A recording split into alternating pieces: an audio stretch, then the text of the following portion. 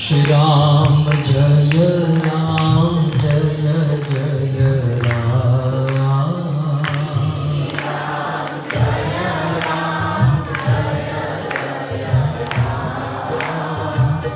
दशरथ नंदन राजा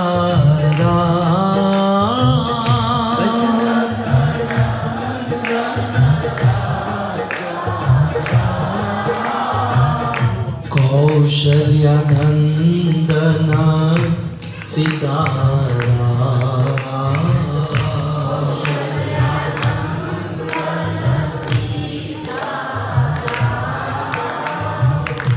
श्री राम जय राम जय जय राम।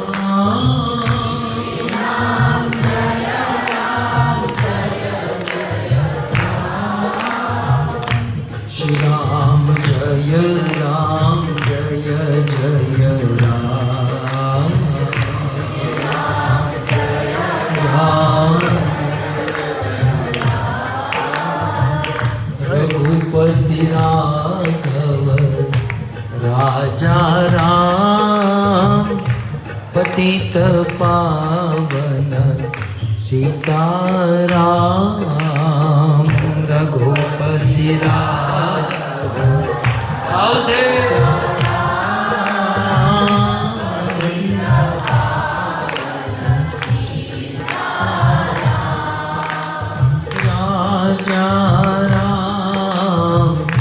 राजा राम पतित पावन सीताराम।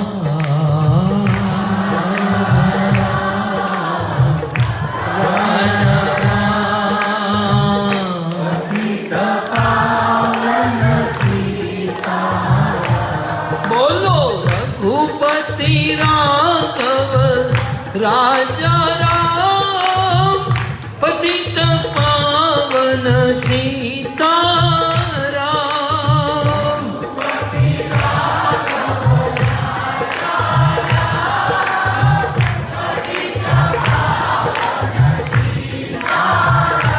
जय जय प्रभुपाद प्रभुपाद प्रभुपाद जय जय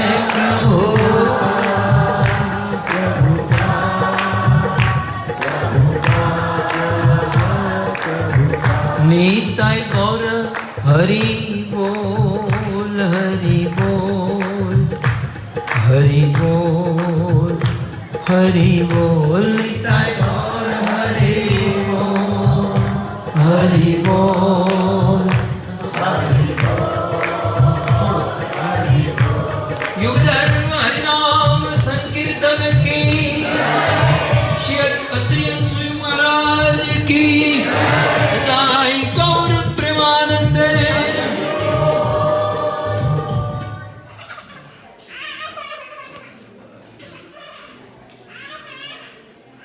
हरे कृष्णा कृष्णा कृष्णा हरे हरे हरे राम राम राम हरे।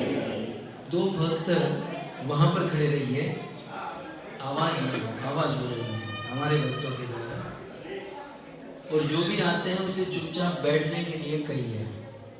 वहाँ एक दो वॉलंटियर वहाँ पर होने चाहिए जो आवाज़ ना कराएं, और जो भी आते हैं उसे शांति से बैठने के लिए। हम बहुत सुंदर स्थान पर आए हैं। मैं जब से ये यात्रा बनी है तब से एक्साइट था यहाँ पर आने के लिए। वैसे भगवान श्री राम महाराज जी आप सबके चरणों में वंदन। ये हमारी घृष्टता ही है कि हम यहाँ बैठकर बोल रहे हैं। सो आप आशीर्वाद और आज्ञा कीजिए ताकि हम दो शब्द कह पाए। सो यह चित्रकूट धाम भगवान का प्रिय धाम है, और कल हम कामतगिरी जाएंगे, वहाँ पर चित्रकूट की विशेष महिमा सुनेंगे। लेकिन यहाँ की महिमा हम थोड़ा कम करो।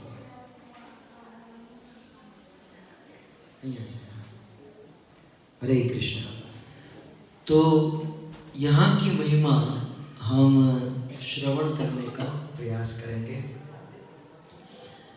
जिस स्थान पर हम उपस्थित हैं ये अत्रि अनसुईया का आश्रम है। यहाँ पर सदियों पूर्व इस संसार के बहुत समर्थ ऋषि अपनी पत्नी के साथ रहते थे। और एक बात तो सत्य है कि जिस गृहस्थी में भगवान की भक्ति होती है उस गृहस्थी में भगवान को प्रकट होने का या प्रवेश होने का मन करता है। भगवान श्री रामचंद्र वनवास के दौरान अत्रि और माता अनसुईया के आश्रम में पधारे। यदि प्रश्न पूछा जाए क्या अत्रि और माता अनसुईया ने भगवान को बुलाया था? नहीं।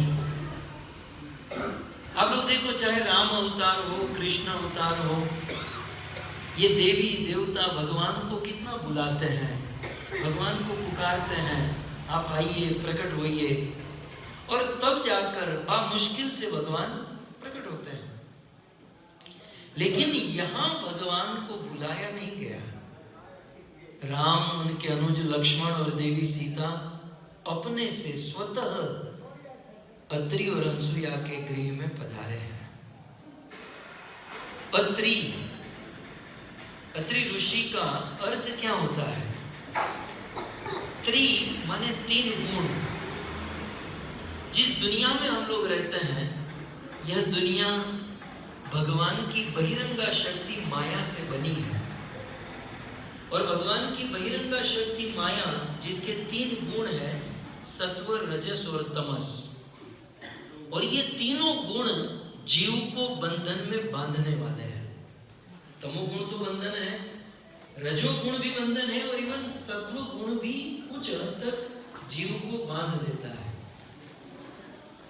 और इसीलिए भगवद गीता में कृष्ण कहते हैं, त्रिगुण्या विषया वेदा निस्सत्रे गुणियो भवार्जुन निर्द्वंद्वो नित्य सत्वस्तो निर्योग क्षेम आत्मभाव। ये अर्जुन, तीनों गुणों से ऊपर उठो, सत्व रजस तमस तीनों से परे हो जाओ। तो मुझे आपसे कहना है कि अत्रि, त्र माने 3 गुण, सत्व रजस तमस, और अत्रि माने जो तीनों गुणों से परे हो चुका है, जिनमें लेश मात्र भी सत्व रजस तमस नहीं है, जो तीनों गुण से पूर्ण मुक्त है, परे हैं, अर्थात जो शुद्ध सत्व में स्थित है, उसे अत्रि कहते हैं। सो ऐसे अत्रि ऋषि का ये आश्रम और उनकी पत्नी अनसुईया। सुया माने ईर्ष्या और अनसुईया माने जिसमें लेश मात्र भी ईर्ष्या नहीं है। तो जहाँ ईर्ष्या नहीं है, जहाँ सत्व रजस तमस आदि गुण नहीं है, ऐसे स्थान पर भगवान स्वतः स्वयं आने की इच्छा रखते हैं। रामायण में यदि आपको चौपाई का कुछ हम लोग स्मरण करें तो गोस्वामी जी ने लिखा, अत्रि के आश्रम जब प्रभु गए हूँ, सुनत महामुनि हर्षित भय हूँ।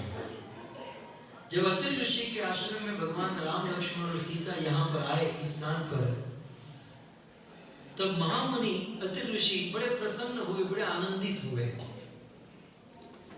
और पुलकित गात अत्रि उठी धाये। अत्रि ऋषि का शरीर पुलकित होने लगा, उनको रोमांच होने लगा, शरीर में कंपन और आनंद की लहर उठ गई। और प्रभु रामचंद्र हमारे चित्रकूट में, हमारे एरिया में आए, सुनते ही खड़े होकर दौड़े भगवान रामचंद्र की अगवानी करने के लिए।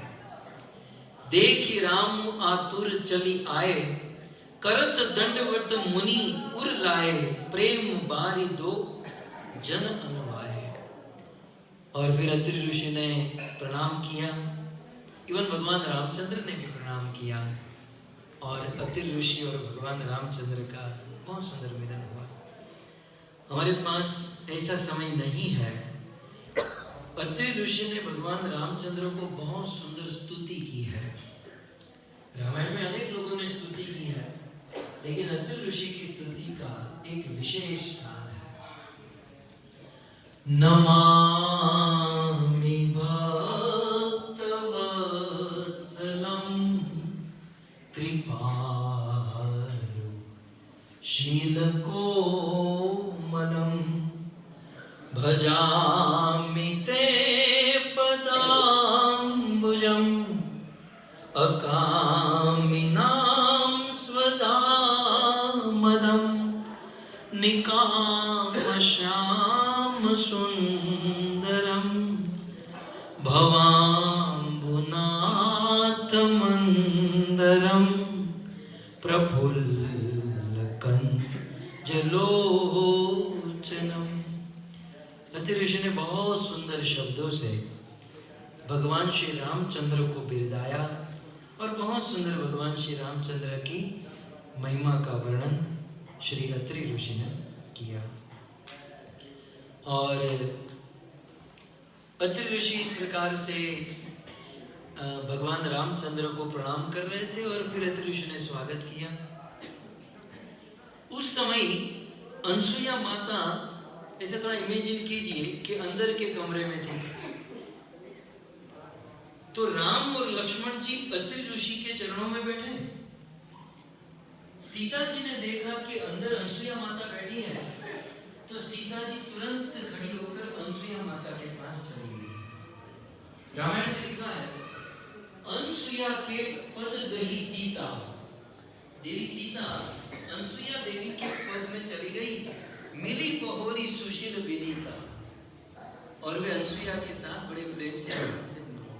यहाँ पर एक सीख हमें लेनी चाहिए कि जब हम कहीं जाते हैं तो खास करके माताओं को पुरुषों के समाज में न बैठकर उनको माता के समाज में बैठना चाहिए। मर्यादा पुरुषोत्तम राम की पत्नी है सीता। सीता जी से कुछ सीखने लायक पहली बात तो ये सीखनी है कि अत्रि ऋषि बैठे थे, राम और लक्ष्मण जी थे, सीता जी भी साथ में थी, लेकिन देखा कि वहां अनसुईया जी है, तो सीता जी खड़ी होकर अनसुईया जी के बगल में बैठी। कई बार मैं देखता हूँ, भारत में तो नहीं लेकिन विदेशों में पति पत्नी हाथ पकड़कर चलते हैं। इवन जब मंदिर में जाते हैं फिर भी हाथ नहीं छोड़ते हैं। इवन कथा में भी दूर नहीं बैठ पाते हैं, दोनों सट कर बाजू में बैठे। एटलीस्ट कथा में तो थोड़ा सा लिहाज रखो। तो रामायण हमें ये सिखाती है कि पुरुष पुरुष समाज में बैठे और स्त्री स्त्री समाज में बैठे। तो जिस स्थान पर हम आए ना, देखिए, ऋषि पत्नी मन सुख अधिकाई। अपने घर पर जनक दुलारी, जनक लाडली सीता जी को आते हुए देखा, घर पर आए देखा, तो अनसुईया जी के मन में बड़ा आनंद हुआ और आशीष देई निकट बैठाई। और सबसे पहले अनसुईया देवी ने सीता जी को आशीर्वाद दिया और अपने निकट बैठा लिया। और आप कह सकते हो कि अनसुईया जी ने आशीर्वाद दिया, क्या अनसुईया जी सीता जी को आशीर्वाद देने में समर्थ है? तब आचार्यों ने कहा कि अनसुईया नाम ही काफी है। अनसुईया जी में बहुत सुंदर गुण था, उनका नाम अनसुईया था। तो एक पुराण में अनसुईया शब्द का अर्थ करते हुए श्लोक में कहते हैं, अनसुईया का डेफिनेशन कहते हैं, न गुणान गृणीतो हंति। प्रथम पॉइंट ये है, अनसुईया किसे कहते हैं? पहला पॉइंट, न गुणान गृणीतो हंति, माने जिनमें दोष है, हंति गुणान न गृणीतो, जिनमें दोष है उस दोषी व्यक्ति के दोष को जो न गाए। जैसे हम लोग रात दिन गाते रहते हैं, फलाने में ये कमी है, फलाने में वो ऐसा करती, वो वैसा करता है।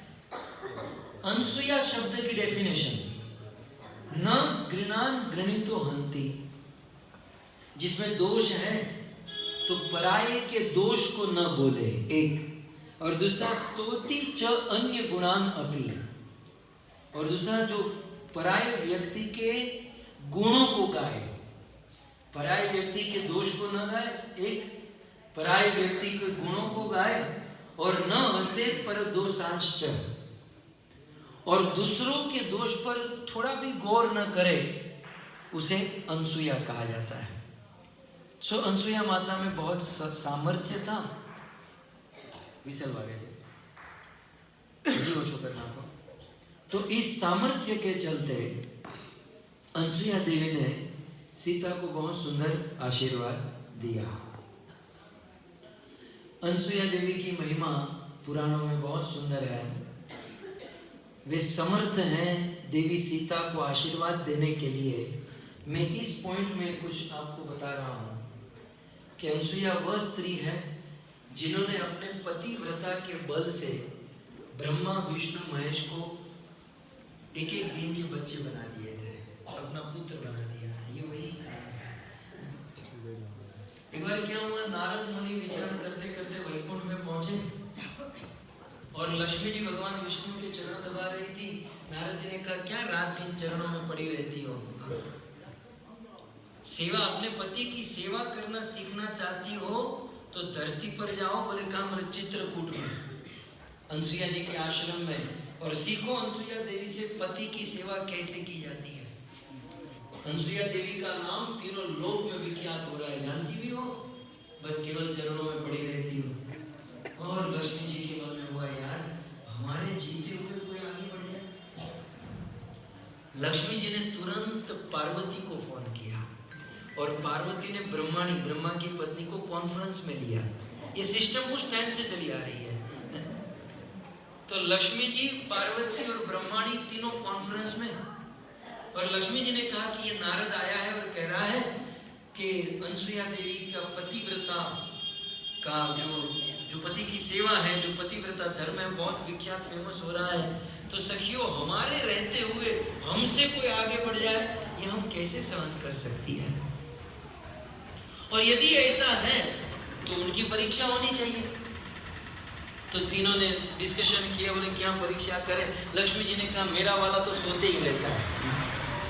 मेरा पति जो है वो तो दिन भर सोने के अलावा कुछ करता नहीं है, उसको भेजते हैं। तो पार्वती ने कहा, मेरा भी ध्यान में ही बैठा रहता है। तो ब्रह्माणी ने कहा, ब्रह्मा जी की पत्नी ने, बोले मेरा भी वेद लेकर वो पता नहीं क्या पढ़ते रहता है। तो तीनों के नवरे नवरे हैं, तो एक काम करते हैं, तीनों को भेजते हैं। अब तीनों ब्रह्मा विष्णु महेश है, लेकिन पत्नी के सामने तो आप जानते ही हैं ना। तीनों की पत्नियों ने कहा, गुजराती में बोली, हम शू सूता ज रियो छो, रात दिवस सू सू सू, बीजू कई काम के नहीं, जाओ जरा धरती पर चित्रकूट आश्रम में, चित्रकूट धाम में परीक्षा ले आओ। शिव जी की पत्नी ने भी कहा, ब्रह्मा की पत्नी ने कहा, और तीनों अपने घर से निकले, रास्ते में मिले। अब तीनों एक रोग के शिकार थे। तीनों की पत्नियों ने भेजा था, तीनों मिल गए और फिर यहाँ पर आए और यहाँ कर सोचा कि अनसुया की परीक्षा कैसे लेंगे। बोले हमें कैसे भी करके इनके पतिव्रता धर्म को तोड़ना है। तो ब्रह्मा विष्णु महेश तीनों ब्राह्मण का रूप लेकर अनसुया देवी के आश्रम में आए। अत्रि ऋषि घर पर नहीं थे और कहा, भिक्षान देही माते, भिक्षान देही। अब माता आई भिक्षा लेकर। बोले हम लोग ऐसे साधु नहीं हैं, थोड़े ऊंचे कैटेगरी के साधु हैं। बोले तो बताओ साधु महाराज क्या चाहिए? बोले हमको यही भिक्षा चाहिए, लेकिन आप निर्वस्त्र हो जाओ और फिर भिक्षा दो, तब हम भिक्षा लेंगे। अब ये तो आए थे पतिव्रता धर्म को भंग करने के लिए। निर्वस्त्र होकर यदि भिक्षा दे दे तो पतिव्रता धर्म भंग हो जाए, और यदि भिक्षा न दे तब भी पतिव्रता धर्म भंग हो जाए, धर्म संकट। अब क्या करें? लेकिन अनसुया माता तो अनसुया माता है ना। उन्होंने सोचा कि देखो मुझे भिक्षा तो देनी है और निर्वस्त्र भी नहीं होना है। सोचा कि ये तीनों ब्राह्मण एक एक दिन के बालक हो जाए तो फिर निर्वस्त्र का कोई दोष नहीं लगता है। तो उन्होंने कहा कि यदि मैंने मेरे पति को हृदय से चाहा है, मैंने स्वप्न में भी पर पुरुष को देखा नहीं है, और मैंने मेरे पति को प्रसन्न किया हो, तो ये तीनों ब्राह्मण एक एक दिन के बच्चे बन जाए। इतना बोलना था, तीनों करके नीचे बच्चे बन गए, तीनों रोने लगे। आए थे इनको निर्वस्त्र करने लगे, तीनों निर्वस्त्र हो गए बच्चे। एक एक दिन के बच्चे क्या होते हैं। और जो भिक्षा देने का कार्यक्रम था वो अनसुया देवी ने दे दिया, और अब ये बच्चों का क्या करें, तो 3 पालने मंगवाए और तीनों को एक एक में सुला दिया। अब 1 दिन हुआ, 2 दिन, 3 दिन, 4 दिन, 10 दिन बीता। लक्ष्मी जी ने पार्वती को फोन किया, पार्वती તમારો ભાઈ હજી ઘરે નથી આવ્યા, लो હું બ્રહ્માણીને કોન્ફરન્સમાં લાવું। બ્રહ્માણીને કહા हाँ तुम्हारा भाई नहीं आया। हाँ तो अब तो हमने भेजा तो था, पता नहीं क्या हुआ होगा, 10 दिन हो गए हैं, कहीं गड़बड़ न हो गई, क्या करे।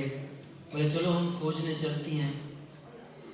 तो ये तीनों, लक्ष्मी जी, पार्वती जी, ब्रह्माणी, तीनों धरती पर आई, यहाँ चित्रकूट धाम में, यहाँ पर आश्रम में। और यहाँ कर अनसुया देवी को कहा, माते आपने हमारे पतियों को देखा? बोले हमने आपके पतियों को नहीं देखा। बोले नहीं, हमने आपकी परीक्षा के लिए भेजा था। बोले कौन? बोले शायद वो ब्राह्मण का रूप लेकर आए होंगे। बोले हाँ 10 दिन पहले आए तो थे। बोले देवी वो हमारे पति हैं। कहाँ हमारे पति, कहाँ? देखो तीनों पल्ले में सो रहे हैं। तीनों पत्नी दौड़ी और पल्ले में लक्ष्मी जी ने विष्णु को गोद में उठाया। लक्ष्मी जी ने अपने पति, अब 10 दिन का पति था, 10 दिन के बच्चे को, विष्णु भी हाथ में सुदर्शन चक्र और वो भी पीताम्बरधारी। पार्वती ने शिव जी को गोद में उठाया, ब्रह्माणी ने ब्रह्मा को गोद में उठाया। लेकिन अब क्या करें, अब पति को बच्चा बना दिया। अब तीनों नारी अनसुया माता के चरणों में निवेदन करती है, माते हमें क्षमा कर दीजिए, हमसे अपराध हो गया। हम अभिमान में आ चुकी थी कि हमसे अच्छा पति की सेवा कोई नहीं करता। वास्तव में आप पतिव्रता नारी हो, ये सार्थक हुआ, लेकिन हमारे पति को ओरिजिनल रूप में ला दीजिए, हम ऐसा कैसे जी पाएंगे। तब अनसुया माता ने कहा कि फिर से पुनः कहा कि यदि मैंने पतिव्रता धर्म निभाया हो, स्वप्न में भी पर पुरुष को न देखा हो, तो ये तीनों बच्चे अपने अपने निज स्वरूप में आ जाए। इतना बोलते ब्रह्मा विष्णु महेश तीनों पत्नियों के गोद से कूदे और खड़े रह गए अपने अपने पोज में। तो इस प्रकार से यहाँ पर अनसुया माता ने ब्रह्मा विष्णु महेश को अपने घर पर बच्चा बना दिया था। और तीनों पत्नियां तीनों को लेकर जा रही थी, और पत्नियों को गाड़ी में बिठा दिया और तीनों वापस आए। और रोते हुए अनसुया माता को कहा कि माँ हम लोग जा रहे हैं, आपको अच्छा नहीं लग रहा, हम जानती हैं, लेकिन आप चिंता मत करो, ये पत्नियों के साथ जाना पड़ेगा, लेकिन हम आपके पुत्र बनकर प्रकट होंगे। और फिर वही ब्रह्मा विष्णु महेश अत्रि देवी के पुत्र बनकर प्रकट होंगे। भगवान दत्तात्रेय, भगवान विष्णु के अंश से भगवान दत्तात्रेय, शिव जी के अंश से दुर्वासा ऋषि। इस प्रकार से, तो इस प्रकार से ये वही माता अत्रि और अनसुया का आश्रम है, जहाँ पतिव्रता धर्म पूर्ण रूप से पालन होता था। पति भगवान की भक्ति में स्थित है और पत्नी अपने पति की सेवा में स्थित है। इसे कहते हैं वास्तविक गृहस्थी। गृहस्थी का मॉडल यदि देखना है ना, तो यहाँ पर सीख कर जाइएगा। पति को भगवान के भजन में लगना है, और पत्नी को जो भजन में लगे हुए पति है उसको हेल्प करनी है, उसको मदद करनी है। यहाँ पर ऐसे ही हुआ। ये मंदाकिनी की कथा सुनिए। अत्रि ऋषि इस चित्रकूट वन में तपस्या कर रहे थे, और तपस्या करते 100 वर्ष तक अनावृष्टि हुई, वर्षा नहीं हुई। और यहाँ पर अत्रि ऋषि समाधिष्ठ हो गए, ये अनावृष्टि देख नहीं पाए, और तपस्या में बिल्कुल पूर्ण रूप से समाधि में चले गए। और ऐसे समाधि में स्थित हुए कि उनको देखने के लिए देवता, गंधर्व, किन्नर, चारण, विद्याधर, यक्ष सब लोग आकाश में आ गए। और 54 वर्ष के बाद अति ऋषि की समाधि खुली, और जैसे ही समाधि से बाहर आए तो अति ऋषि ने अपनी पत्नी से कहा, मेरे लिए पानी लेकर आओ। अब देखिए धर्म संकट फिर से, 54 वर्ष के बाद पति ने पानी मांगा है तो पत्नी का धर्म है जल ला कर दो, लेकिन यहाँ पर 100 साल से अनावृष्टि है, मतलब वर्षा ही नहीं हुई, यहाँ पानी है ही नहीं। और पति बेचारा भजन करके थोड़ा सा समाधि से बाहर आया है और पत्नी को कह रहा है मुझे जल ला कर दो।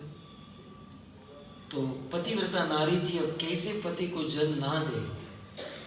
तो यहाँ पर अनसुईया देवी आई और उन्होंने अपनी तपस्या और पतिव्रता धर्म के बल से माँ गंगा को प्रकट कर दिया। सो गंगा जी की एक धारा मंदाकिनी के रूप में यहाँ पर प्रकट हुई, जिसको अनसुईया माता ने अपने भक्ति और अपने पतिव्रता के बल से प्रकट किया था। मुझे आपसे इतना ही कहना है कि पत्नी यदि पति की सेवा करे तो पति की सेवा में इतनी ताकत है कि वो गंगा को प्रगटा सकती है। यहाँ तो पति की सेवा होती नहीं है, इसलिए जो बीएमसी का पानी आता है वो भी चला जाता है। वहीं से पता चल जाता है कि पति की सेवा कितनी होती होगी। पत्नी यदि चाहे तो पति की सेवा करके ब्रह्मा विष्णु महेश को अपना बेटा बना सकती है। अब आइए, जिस स्थान पर एक्चुअली ये प्रवचन जो है ना किसी स्त्री के द्वारा होता तो बहुत अच्छा लगता, क्योंकि ओरिजिनली ये प्रवचन अनसुईया देवी ने किया है। इस स्थान पर जहां पर आप लोग बैठे हैं, इसी स्थान पर माता अनसुईया ने सीता जी को एक बहुत सुंदर सीख, एक बहुत सुंदर उपदेश दिया। सुनना चाहोगे? क्योंकि यहां नहीं सुनोगे तो कहां सुनोगे, जिस स्थान पर हम लोग आए। तो कहते हैं कि सबसे पहले तो अनसुईया माता ने सीता जी को बहुत सुंदर भेंट प्रदान की। क्या भेंट दी? दिव्य बसन भूषण पहिराए। अनसुईया माता ने सीता जी को दिव्य वस्त्र दिए, ऐसे वस्त्र दिए जे नित नूतन अमल सुहाए। माता अनसुईया ने सीता जी को ऐसे वस्त्र पहना है 14 वर्ष तक कभी मैले न हो, गंदे न हो, 14 वर्ष में कभी धोने न पड़े। मैं खोज रहा हूं ऐसा कुछ मिल जाए तो है? जो अमल पवित्र, जिसमें गंध न आए, जिसको धोना न पड़े, ऐसे दिव्य वस्त्र माता अनसुईया ने इस स्थान पर सीता जी को प्रदान किए। और कह ऋषि विदु वधु सरस मृदु वाणी, अपनी मृदु वाणी से नारी धर्म कछु ब्याज बखानी। अवसर पाकर देवी अनसुईया ने सीता जी को नारी धर्म का उपदेश दिया। भाई ये नारी धर्म का उपदेश है और मैं ठहरा पुरुष शरीर से, तो आपको बुरा नहीं लगना चाहिए। एक नारी को सुना रही है और मैं बीच में आ रहा हूं आपको बोलने के लिए, ठीक है? तो चलेगा, बोल सकता हूं? आज्ञा है आप लोगों की? ठीक है। तो अवसर पाकर अनसुईया माता ने सीता जी को नारी धर्म सुनाया। नारी का धर्म क्या है? तो सबसे पहले वे कहती है, मातु पिता भ्राता हितकारी, मित प्रद सब सुनु राजकुमारी। हे राजकुमारी, इस दुनिया में किसी भी स्त्री को, कन्या को सुखी करने के लिए, कन्या को सुख कहां से मिलता है? माता से सुख मिलता है, पिता से सुख मिलता है, अपने भाइयों से सुख मिलता है, बंधु बांधव से, चाचा मामा ताऊ आदि से सुख मिलता है, ठीक है? किसी भी स्त्री को इन सब से सुख मिलता है।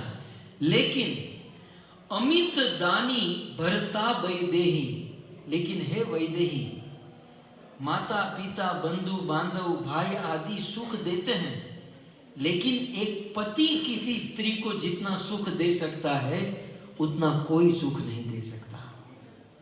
ये कौन कह रहा है? अनसुईया माता सीता जी को इस स्थान पर ही उपदेश दे रही है। स्वीकार करना पड़ेगा कि नहीं? एक माता अपनी बेटी को सुख दे सकती है, नो डाउट, लेकिन सर्टेन लेवल तक, पूर्ण सुख नहीं दे सकती। एक पिता अपनी बेटी को सुख दे सकता है, लेकिन कुछ हद तक। एक भाई एक बंधु बांधव चाचा मामा ताऊ ये सुख किसी स्त्री को दे सकते हैं, लेकिन कुछ लेवल तक। लेकिन अखंड अमीय सुख यदि कोई दे सकता है किसी स्त्री को, तो एकमात्र उसका पति ही दे सकता है। अब यहां पर मुझे एक पॉइंट याद कराना है। मैं मेरे मायके चली जाऊंगी, मैं मेरे मायके चली जाऊंगी। अब यहां पर हमें देखना चाहिए, मायके जाएंगी तो माता पिता आदि सुख देंगे, वो सुख किसी लिमिटेशन तक होगा। पति जितना सुख दे सकता है उतना और कोई नहीं दे सकता। इसलिए यहां पर कहते हैं अधम सो नारी जो सेवन ते ही, इस दुनिया में वह नारी अधम है जो परम सुख देने वाले पति की सेवा नहीं करती है। इसलिए हे सीता, सदैव नारी को चाहिए कि अपने पति की सेवा करे। कई बार स्त्रियां ऐसा कह सकती है या पत्नी ऐसा कह सकती है पति को कि आपने मुझे क्या दिया। तो शास्त्र में, शिव पुराण में लिखा है, मीतम ददाति जनको मीतम भ्राता मितम सुतः अमितस्य ही दातारम भर्तारम पूजयेस्तदा। दुनिया में बाकी जितने भी लोग हैं मीतम बहुत कम दे सकते हैं, लेकिन जो भर्तार है, जो पति है, वो सब कुछ दे सकता है। क्या पति क्या देता है? पति अपनी जवानी देता है, पति अपना तारुण्य दे देता है, पति पत्नी को अपना तेज देता है, पति पत्नी को अपना गोत्र देता है, पति पत्नी को अपना स्वातंत्र दे देता है। नहीं तो शादी से पहले शेर की तरह घूमते थे, शादी कर चूहा बन जाते हैं सब लोग, बरमुड़ा पहनकर घर पे ही पड़े रहते हैं। हिम्मत है घर से बाहर निकल सके। स्वातंत्र दे देता है, अपनी स्वतंत्रता दे देता है अपनी पत्नी को, अपना गोत्र देता है, अपना तेज देता है, अपना तारुण्यता दे देता है। पति पत्नी को क्या देता है? अपनी सारी संपत्ति दे देता है। जैसे ही शादी के बाद दूसरे दिन कोई पत्नी को पूछे ये घर किसका? मेरा। वो बेचारा गधा हो गया घर बनाते बनाते, आधा जीवन घर बनाने में निकल गया। लेकिन ये शादी हुई दूसरे दिन सब पत्नी का, सारी संपत्ति पत्नी की हो जाती है, सारी संपत्ति देता है। पति और क्या देता है पत्नी को? अपने कर्मों का आधा पुण्य देता है। एक बात याद रखिएगा, पति को धर्म में मदद करनी चाहिए, क्योंकि पति जितना धर्म करता है, बिना दिए, बिना मांगे, बिना कुछ किए, पति के द्वारा किए हुए धर्म का आधा फल पत्नी को बिना कुछ किए मिल जाता है। इसलिए इनको करने दीजिएगा। ये लोग मंदिर जाए तो जाने दीजिएगा। कई बार रविवार का समय होता है महाराज जी, और पति कहते हैं कि मैं जा रहा हूँ, तो पत्नी अंदर से बोलती है कहाँ जा रहे हो? बोले मैं मंदिर जा रहा हूँ। मंदिर के तो टांगे तोड़ दूंगी, यहाँ फ्रिज बिगड़ गया है, गीजर बिगड़ गया है। लेकिन पति यदि धर्म करे तो उसे धर्म में मदद करनी चाहिए, क्योंकि पति के पुण्य में, धर्म में पत्नी को आधा फल बिना मेहनत किए मिल जाता है। सो पति अपना पुण्य दे देता है। दूसरा, पति पत्नी के द्वारा किए हुए पाप का आधा फल बिना मांगे दिए वो पति को आ जाता है। पत्नी यदि पाप करती है ना, तो उसका आधा दोष पति को चला जाता है, पत्नी को 50% ही भुगतना पड़ता है। पत्नी मान लो ये मच्छर ऐसे मार दे, मर, तो पत्नी को आधा ही दंड मिलेगा, आधा बेचारा ये नरक में जाएगा। तो कुछ पत्नी सोचेगी चलो इसको नरक में डालना है, मैं तो भले जाऊं लेकिन इसको डालूंगी तो ये तो पति ये देता है। इसलिए शिव पुराण में बड़े विस्तार से ये सब बताया गया है। अब अनसुईया देवी सीता जी को क्या कहती है? धीरज धर्म मित्र अरु नारी, आपत काल परचियो चारी। हे देवी सीता, सीता स्त्री की परीक्षा रोज नहीं होती है बेटा, स्त्री की परीक्षा रोज नहीं होती। रोज तो घर पर स्त्री हंसती खेलती कूदती होती है। स्त्री की परीक्षा तब होती है जब घर पे आपत्ति आ जाती है। और इसको एग्जैक्टली जो है ना, एक शास्त्र में आज मैं पढ़ रहा था, एग्जैक्टली एक शास्त्र में श्लोक में कहा गया, आपत्सु मित्रम जानियाद। हमारे मित्र होते हैं ना, हमारे फोन डायरी में मित्र कितने होते हैं, लेकिन उस मित्र की परीक्षा रोज नहीं होती। मित्र की परीक्षा कब होती है? आपत्सु, जब हम आपत्ति में फंसते हैं तब मित्र की परीक्षा होती है। तब केवल मिस कॉल ही जाता है, वो फोन उठता नहीं है। तो आपत्सु मित्रम जानियाद, और युद्धे युद्धे शूरम, और शूरवीर की परीक्षा कब होती है? जब युद्ध होता है। वैसे तो हमारा फोर्स, हमारी सेना खा पी कर मौज ही करती है ना, लेकिन जब बम मारी होती है, जब गोलियां चलती है, तब शूरवीर खड़ा होता है, और तब शूरवीर की परीक्षा। तो शूरवीर की परीक्षा रणभूमि में होती है, मित्र की परीक्षा आपत्ति आने पर होती है। शुचि, धनवानों की परीक्षा जब दान देने का समय आता है तब होती है। और फिर कहते हैं भार्या, जिस पॉइंट पर हमें चर्चा करनी है, पत्नी की परीक्षा कब होती है?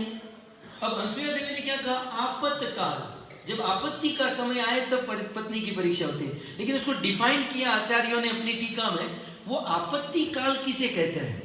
एग्जैक्ट आपत्ति काल माने क्या? तो यहाँ पर कहते हैं भार्याम, पत्नी की परीक्षा, क्षीणेषु वित्तेषु, जब वित्त, जब धन क्षीण हो जाए, माने जब घर पर पैसे की तंगी हो जाए, तब पत्नी की परीक्षा शुरू होती है।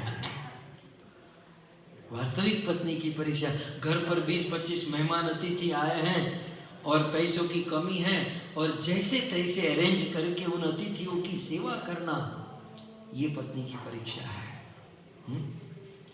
सो देवी रोज परीक्षा नहीं होती, जब आपत्ति का काल आता है तब पत्नी की परीक्षा होती है। और आगे कहती हैं बुद्ध रोग बस जड़ धन हीना। मानो सीता जी कहें कि सभी प्रकार के पति की सेवा करनी चाहिए। पति भी ढंग का होना चाहिए ना सेवा करने के लिए। हम बांगो तांगो हो तो ही सेवा करवानी है हमारे, है विक्रम महाराज। तो अब गिना रही है अनसुया माता, पति यदि बुद्ध वृद्ध, यदि पति बूढ़ा हो, बुढ़ापे से आप समझ सकते हैं कि भाई उम्र में बड़ा हो या शरीर में कुछ ऐसा रोग आ जाए, बुढ़ापा कहता है। तो वृद्ध, पति चाहे वृद्ध हो, रोग बस, चाहे बहुत बड़ा रोग उनको पकड़ लिया हो, जड़, चाहे जड़ अमुक ना जम जड़ जीवा हो, नानु मगज काम ना करतु हो, तो ही सेवा करवानी है। वो कैसा लिखा है, वृद्ध हो, रोग बस हो, जड़ हो, या धन ही ना, या फिर उनके पास धन ना हो, या फिर अंध, बधिर, क्रोधी, अति दीना, या फिर पति अंधा हो, क्रोधी हो, बधिर, बहरा हो, चाहे किसी भी प्रकार का पति हो, एतेहु पति कर किए अपमाना। इस प्रकार के पति का भी यदि कोई अपमान करता है, पति में यदि मान लो दोष हो भी, फिर भी यदि कोई पत्नी उसका अपमान करे, नारी पांव जमपुर दुख नाना। वो नारी जमपुर माने यमराज के लोक में अनेकों प्रकार का दुख पाएगी। चाहे पति में कितने भी दोष हो, लेकिन ऐसे दोष होने पर भी यदि पत्नी अपमान करे तो मरने के बाद नरक जाएगी।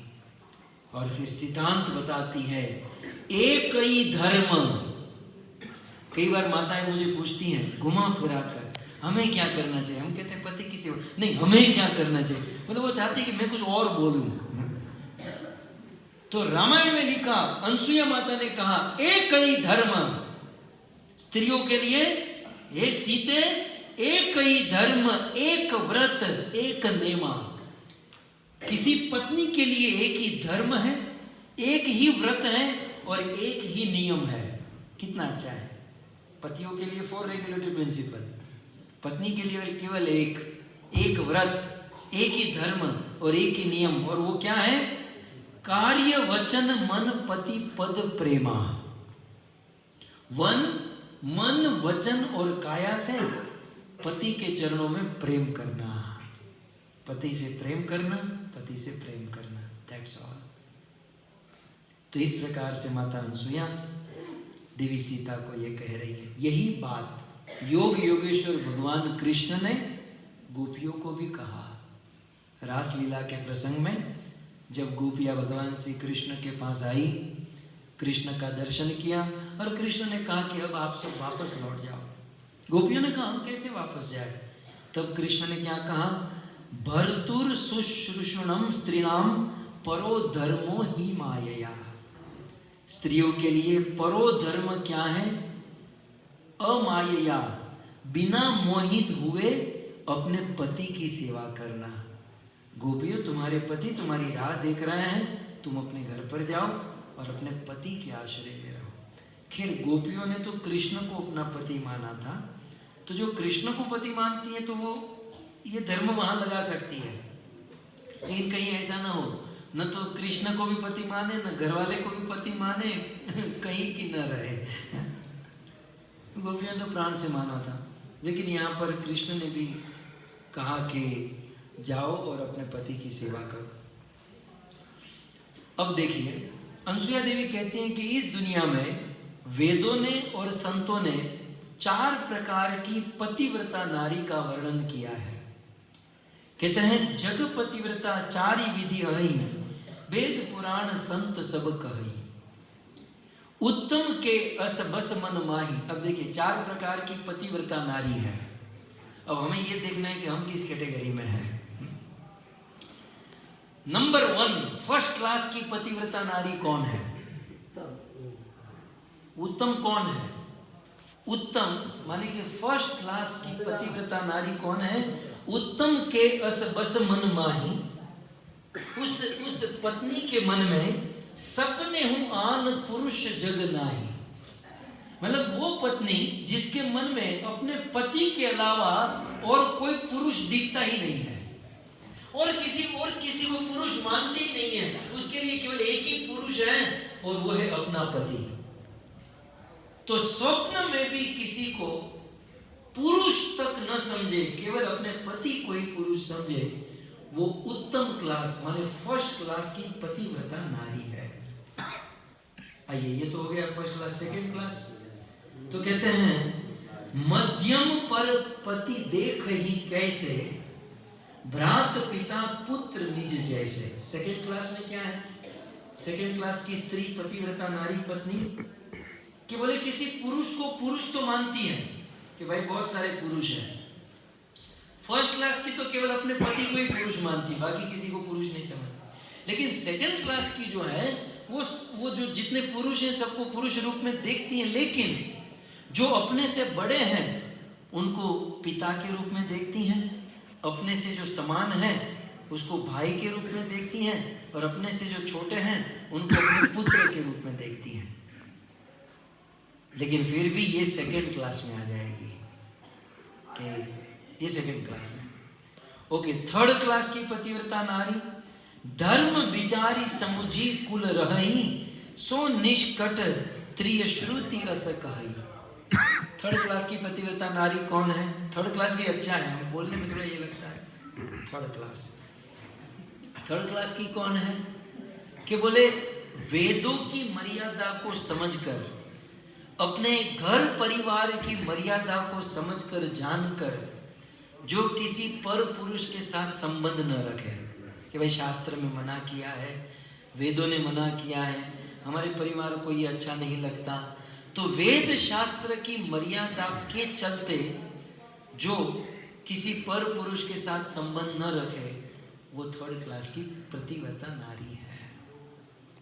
और फोर्थ क्लास की पतिव्रता नारी बोले बिनु अवसर भय ते रह जोई, जाने ही अधम नारी जग होई।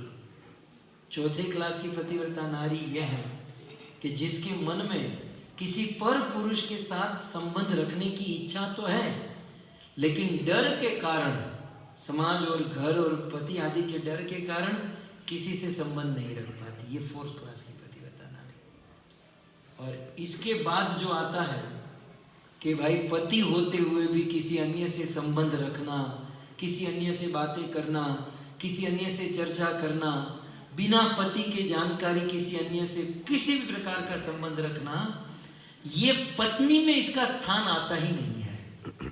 उसका स्थान उल्टा में आता है, वो पत्नी कहीं ही नहीं जाती है। और उन नारियों के लिए कहते हैं कि क्षण सुख लागी जन्म सत कोटि, वो नारी जो अपने पति को छोड़कर किसी अन्य पुरुष के साथ संबंध रखती है, वो थोड़े से सुख के लिए दुख न समुझते ही समखोटी, वो बहुत बड़े दुख को नहीं देख पा रही है। ऐसी नारी जो अपने आजकल ये फेसबुक, ये जो इंस्टाग्राम है जो है ना, उसके बाद ये बहुत बड़ा है। बेचारा पति वहाँ ऑफिस जाता है और यहाँ दुनिया भर के पतियों के, पुरुषों के साथ चर्चा, ये वो चैटिंग शुरू होता है। ये सब नरक के द्वार है। यहाँ कहते हैं बिनु श्रम नारी परम गति लहई, पतिव्रत धर्म छाड़ी छल अहई। यदि कोई नारी ऐसे पर पुरुष के साथ समागम होता है या किसी प्रकार का संबंध होता है, तो मरने के बाद वो नरक में जाती हैं और रौरव नरक में हजारों वर्षों तक उसे रहना पड़ता है। यहाँ भी उसका दंड समाप्त नहीं होता, फिर से उसका इस धरती पर स्त्री के रूप में जन्म होता है और फिर उसका विवाह होता है, फिर वो जवानी में विधवा हो जाती है, तब जाकर उसका दंड समाप्त होता है। जो नारी अपने पति को के अनजाने में किसी पर पुरुष से फेसबुक, व्हाट्सएप या कहीं पर भी चैटिंग हो रहा है या किसी भी प्रकार का संबंध हो रहा है, वो रौरव नरक में हजारों वर्ष तक रहती हैं और फिर भी सजा समाप्त नहीं होती। फिर उसका जन्म होता है, स्त्री बनती है और फिर जवानी में विधवा होती है, तब जाकर इसका दंड यहाँ पर खत्म होता है। हे सीते, मुझे तुम्हें ये सब सुनाने की जरूरत नहीं है, लेकिन तुम्हें माध्यम बनाकर मैं संसार की स्त्रियों को ये उपदेश देना चाहती हूँ कि आगे आने वाला इतिहास इस सिद्धांत को समझे और अपने जीवन को धन्य करे। तो इस प्रकार से माता अनसुईया ने देवी सीता को ये उपदेश दिया। लेकिन मुझे आपसे एक बात कहनी है कि जब माता अनसुईया ने सीता जी को ये उपदेश दिया, तो सीता जी को ये उपदेश कैसा लगा?